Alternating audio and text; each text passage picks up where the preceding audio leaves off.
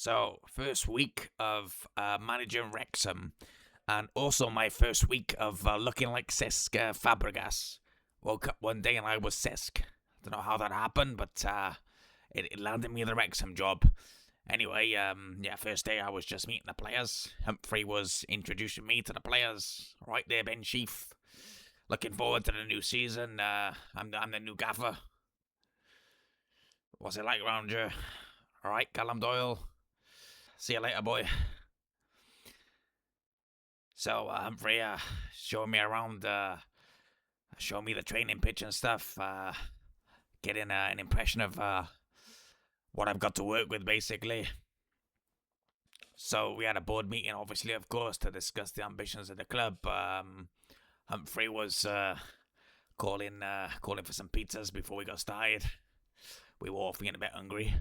Humphrey, he basically underlined the fact that Wrexham belong in the Premier League. They belong in the upper echelons of the Premier League, according to him anyway. So he's asking me if I think we can get promoted this season. Well, he's actually threatening me. He says, if we don't get promoted, then you're getting fired, basically. So, I said, why not? I can get you up. Surely. No problem. Be easy. I got Watford up last season on this game, I mean, in real life. So shouldn't be a problem. And he seemed to be satisfied with that response.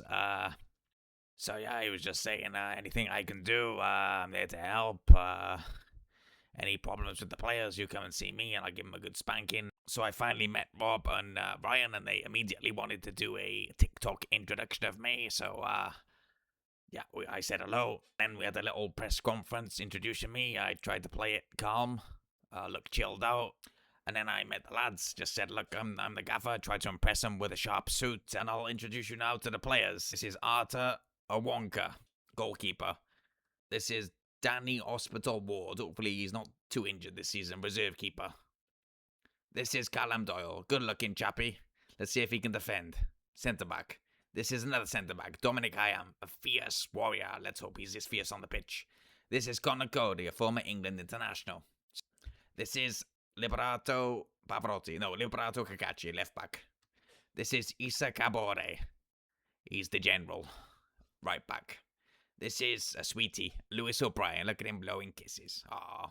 This is Ben Sheaf, defensive midfield. Also a nice boy, showing us some love hearts. This is Ollie Rathbone. He's a tough guy. Look at him. This is Josh Windass, telling us to be quiet for some reason. He's also a central midfielder. This is Josh McLean, a winger. He's anything but clean. He's a dirty boy. This is Nathan Beanhead. He's got a small head, but good legs. This is Ryan Hardy. Let's see if he's also a king on the field. This is Kiefer Moore. He looks like he's got to be somewhere. Got better things to do, apparently. Striker. This is our exotic import, Jay Rodriguez, striker. So, first match at the Racecourse Stadium. You didn't see Bestcourt Stadium there. Sorry, Racecourse is not in the game. If it is in the game, when it's in the game, I'll put it in there. So anyway, Oxford, relegation candidates. Good first game to start with, in all honesty. At home as well. The atmosphere was there. The lads were looking forward to it, getting on with it. I prepped the boys as much as I could, and I hope they were ready to impress. So I went for a 5-3-2 formation. Issa Kabore and Liberato Cacace, both of them sweeping up the wings and providing crosses for Jay Rodriguez and Kiefer Moore. That's the plan. Oxford lined up at a 4-3-2. Not a very intimidating group of players, but it was our first season in the championship, so we can't underestimate anyone, really. And the game got underway, and we were immediately on the attack. I said to the boys, go for it, no fear. Straight from the off, let's put him under pressure. So, went out to the wings with Cacace. We lost the ball in that first attack, but we kept attacking, and within 10 minutes, we had found a way through the Oxford defence. Jay Rodriguez was in, and he smashed it into the back of the net. Couldn't have asked for a better start from the lads. Fist pump, 1-0 to Wrexham. And Jay Rodriguez spotted the space well, got in between the two defenders, and put it away nicely. Everyone was happy. It was a great start. So we were 1-0 ahead, but that did not stop us attacking. We were in the mood for more goals. Lewis O'Brien played it out to Kabore on the right, and Kabore played a lovely crossing, and O'Brien put it away through a header with a lovely technique against the floor and bouncing over the keeper. Oxford were utterly powerless to stop us doing what we wanted. This was the perfect start. Not even half of the first half played yet, and we were 2-0 up already. How many goals could we get in this first game? I was really enjoying this. I felt like this was going to be a great season already. Half time it was 2-0. But I felt we rested on our laurels a little bit and we let Oxford back into the game. Unfortunately, they caught us sleeping at the back post. Callum Doyle thought the ball had been cleared away from danger, but Tom Bradshaw was there lurking and he taps the ball in. 2-1.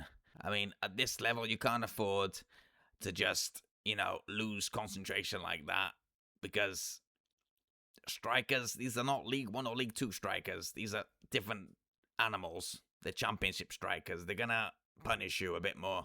So it was 2-1, and we were nearly at the end of the game. I was hoping we could hold on. We were under pressure a lot now in this second half. Oxford kept pressing. Here they got a bit lucky, unfortunately. A bit of confusion there between our players. Ollie Rathbone and Callum Doyle in a pickle. Oxford took advantage of the situation and made it 2-2. I couldn't quite believe what was happening, to be honest.